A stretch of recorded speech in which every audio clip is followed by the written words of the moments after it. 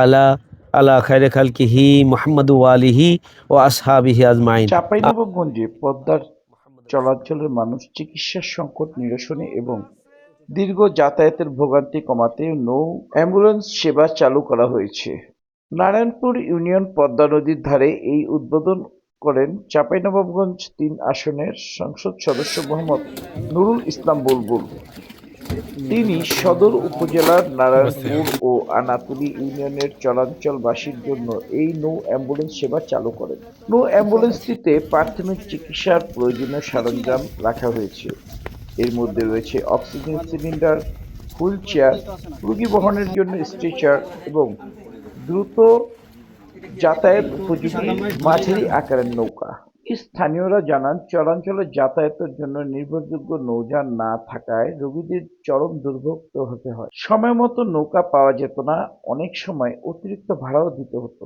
নতুন এই নৌ অ্যাম্বুলেন্স চালু করে তাদের এই ভোগান্তি অনেকটাই কমছে। সবচেয়ে গুরুত্বপূর্ণ বিষয় হলো এই সেবা সম্পূর্ণ বিনামূল্যে প্রদান করা। জরুরি রোগীদের দ্রুত হাসপাতালে পৌঁছানোর দাবি।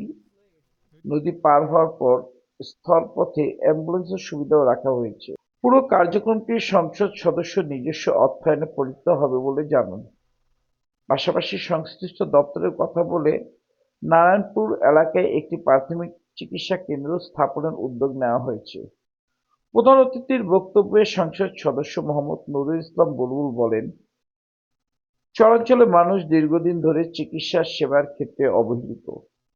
তাদের কষ্ট লাঘব করাই আমার দায়িত্ব। এই নৌ অ্যাম্বুলেন্সে সেই প্রচেষ্টার একটি অংশ।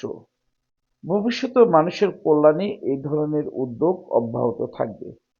পাশাপাশি স্বাস্থ্যসেবা মানুষের মৌলিক অধিকার। দুর্গম চরাঞ্চলের মানুষও যাতে দ্রুত ও সহজে চিকিৎসা নিতে পারে, সেই লক্ষ্যে এই উদ্যোগ গ্রহণ করা হয়েছে। স্থানীয়দের প্রত্যাশা, এই নৌ অ্যাম্বুলেন্স সেবা চরাঞ্চলের মানুষদের জন্য অনেক কষ্ট লাঘব হবে।